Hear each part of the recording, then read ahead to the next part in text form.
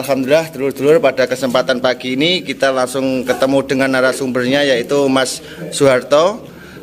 Beliau adalah putra ketujuh dari Mbah Mantri. Sugeng enjing Mas Soeharto.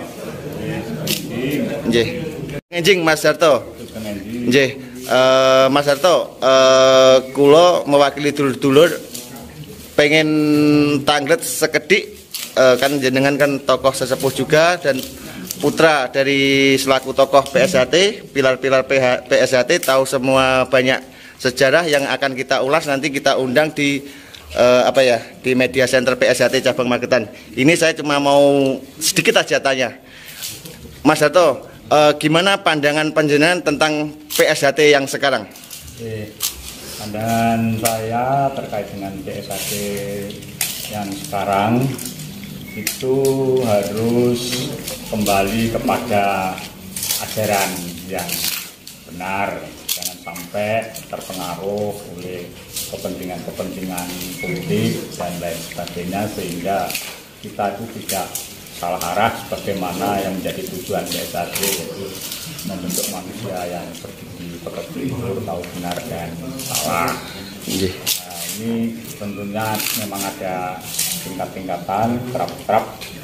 Kalau di tingkat 1 itu terkait dengan budi pekerti luhur, itu melaksanakan nilai-nilai keluhuran ketuhanan yang Maha Esa, itu ya dikatakan kalau Mbah Mantri Satrio.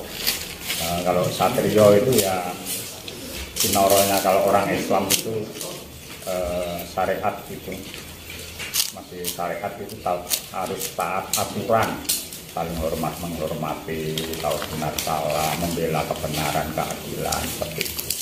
Tapi nanti kalau sudah di budi luhur yang ke tingkat kedua itu harus meningkatkan tingkat kesadaran sudah mengarah ke kepemimpinan, dan sudah harus mengenal torekot. Torekot itu tirakat, jadi harus sudah mengolah ke batin, karena jurusnya juga semakin tinggi, sehingga juga hatinya juga sudah harus semakin rendah, sudah harus memasuki, syukur-syukur bisa memasuki Baitul Muharram, hati yang paling dalam, sudah harus ke sana. Nah, nanti kalau sudah tingkat 3, itu sudah budi luhurnya sudah tingkat tinggi,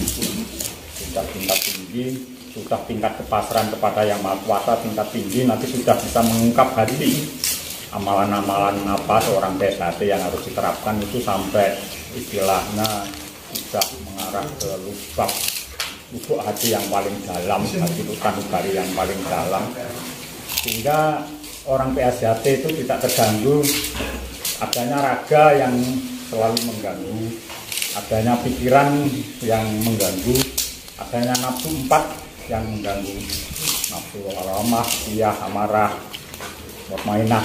Jadi kalau sudah kepasrahan tingkat tinggi, seorang dedetrap sudah bisa memasuki ke yang namanya belajar ilmu laduni. Jadi sudah langsung pada Yang Maha Kuasa. Itu yang menjadi arah, memang arahnya ke sana PSHT terkait dengan hidup seperti itu, tahu benar salah, dan juga harus memayu ayuni bawono. Jadi kita tidak hanya untuk manusia tapi juga untuk alam semesta.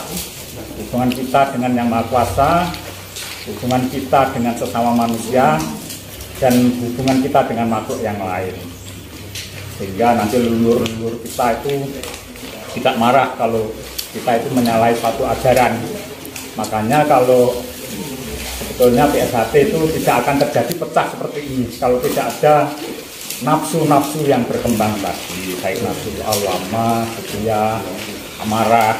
Harusnya kembali kepada lubuk hati yang paling dalam, sehingga kita mengenal namanya Nur Adam, Nur Muhammad, Nur Allah, sehingga nanti kita bisa memperoleh pencerahan dari hati yang paling dalam, benar-benar bersinar terang benderang lahir dan batin kita, dan hidup kita sempurna.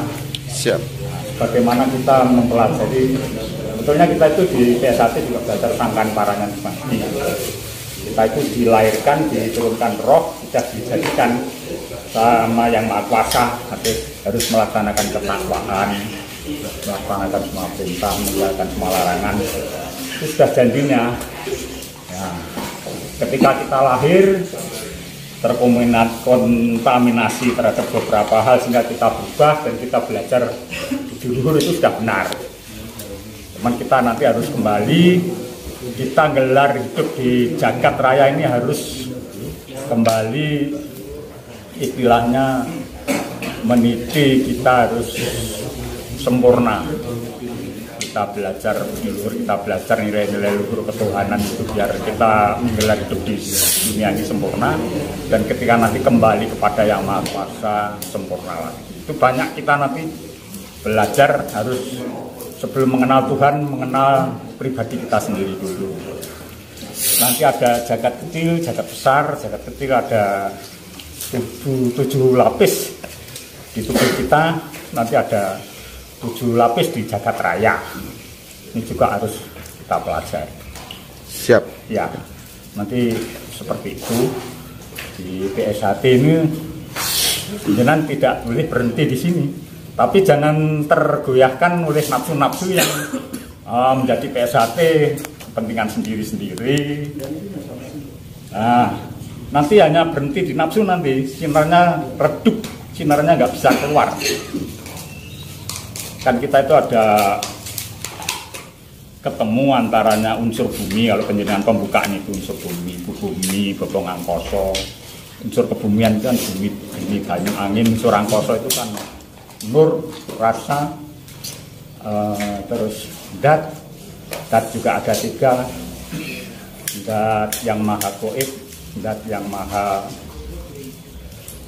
dat maulana itu tentang lahir batin kita, dan dat wujud, adanya wujud alam semesta. Ini kita pelajari sehingga nanti penjenengan benar-benar sangkan parane dumadi itu lahir sempurna, gelar hidup di dunia ini juga sempurna, kembali kepada yang Maha Kuasa nanti juga sempurna. Jadi selamat hidup di dunia dan selamat hidup di akhirat, itu yang menjadi tujuan akhir PSAT. Siap gitu Mas Harto.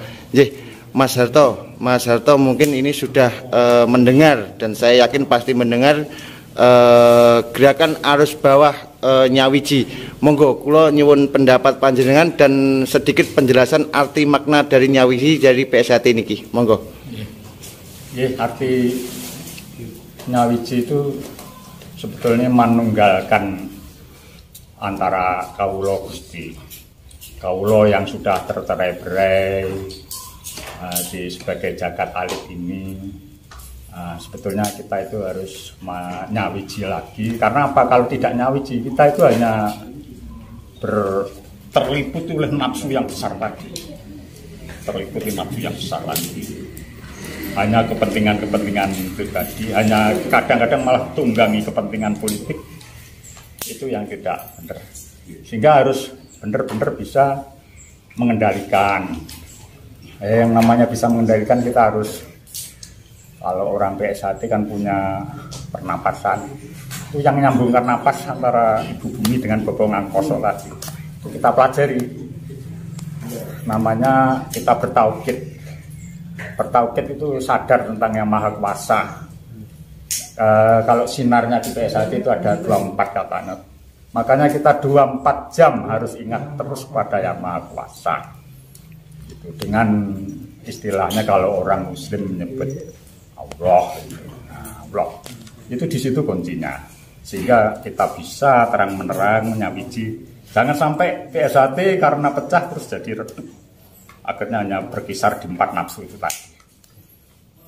Kalau nafsunya mutmainah masih bagus, masih kita tenang.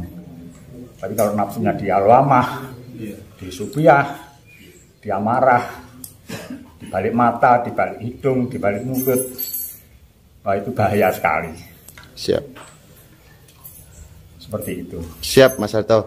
Mas Harto, kula nyuwun sedikit pesan panjenengan untuk seluruh warga PSAT di Nusantara. Monggo.